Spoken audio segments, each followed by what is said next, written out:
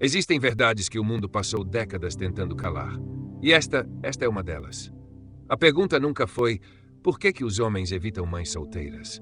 A pergunta real sempre foi: por que só agora os homens começaram a admitir isso em voz alta? 2025 não trouxe uma revolução barulhenta. Trouxe algo mais perigoso: o despertar silencioso do homem cansado, que ficou engasgada por décadas. Durante décadas, o homem engoliu seco, engoliu culpa, engoliu obrigação, engoliu o peso das escolhas que não eram dele. Foi treinado para aceitar tudo calado, para não reclamar, para sorrir e carregar uma vida que não construíra. Mas 2025 quebrou essa corrente. Pela primeira vez, milhões de homens começaram a olhar para dentro e perguntar: o que essa relação agrega, quanto ela tira de mim? Essa destruiu o teatro. Não é ódio, é análise. O despertar masculino não nasceu da raiva, nasceu da lógica. Os homens começaram a enxergar o óbvio, assumir responsabilidades que não são suas. Não é honra, é autossabotagem. E quando você abre os olhos, você não volta a dormir. A estrutura que sempre colocou o homem em desvantagem não é sobre caráter feminino, não é sobre julgamento moral, é sobre estrutura. Com mães solteiras, a equação sempre foi injusta. Falta de tempo, falta de prioridade, presença eterna do ex, logística caótica, energia drenada, vida imprevisível. O homem não entra como parceiro, ele entra como ajuda, ele entra como encaixe, ele entra ocupando um espaço que sobrou, não um espaço que foi criado para ele. A equação implacável. Mesmo sem perceber, o cérebro masculino roda a conta. Tempo, mais energia, mais atenção, planejamento. VSEs, mais logística, mais filhos, imprevisibilidades, falta de prioridade. E essa matemática é cruel. Ela quase nunca fecha para o homem. Com uma mulher sem filhos, tudo que você investe constrói o futuro dos dois. Com uma mãe solteira, seu investimento é dividido em 3 direções. Para ela, para as crianças e para o ex. E você fica com o resto. Ele percebe isso rápido.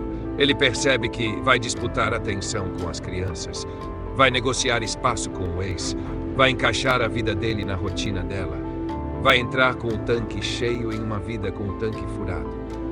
E por mais que queira, ele nunca será a prioridade. Não porque ela é má, mas porque não tem como. O começo sempre parece promissor. No início, tudo é lindo. Mas aos poucos, os sinais aparecem. Encontros cancelados, viagens adiadas, noites interrompidas, conversas pela metade, cansaço constante, emergências do nada.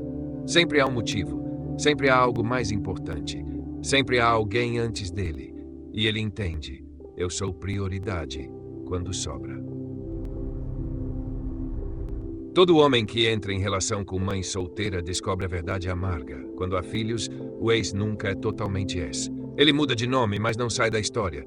Pai, copai, ex-marido, figura obrigatória. Ele sempre estará lá.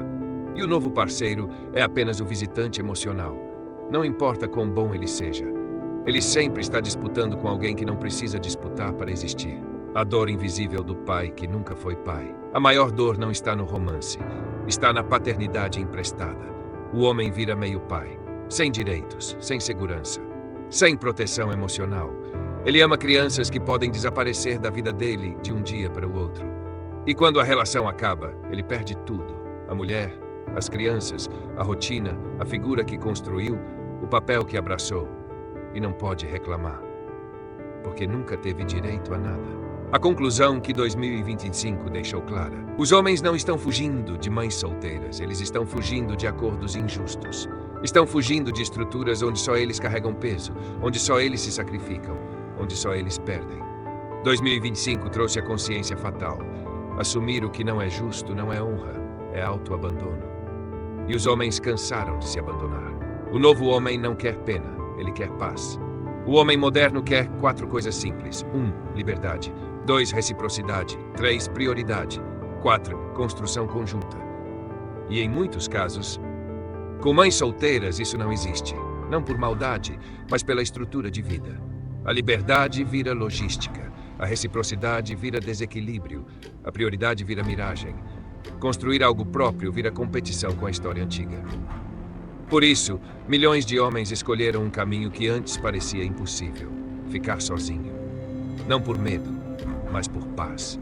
porque ser solteiro nunca foi fracasso. Fracasso era se perder para agradar. Hoje, os homens querem começar do zero com alguém que também está começando do zero. Alguém que não exige que ele conserte um capítulo que não é dele. Não é o ano em que os homens ficaram frios. É o ano em que os homens ficaram conscientes. Homens que aceitavam migalhas, agora querem mesa posta.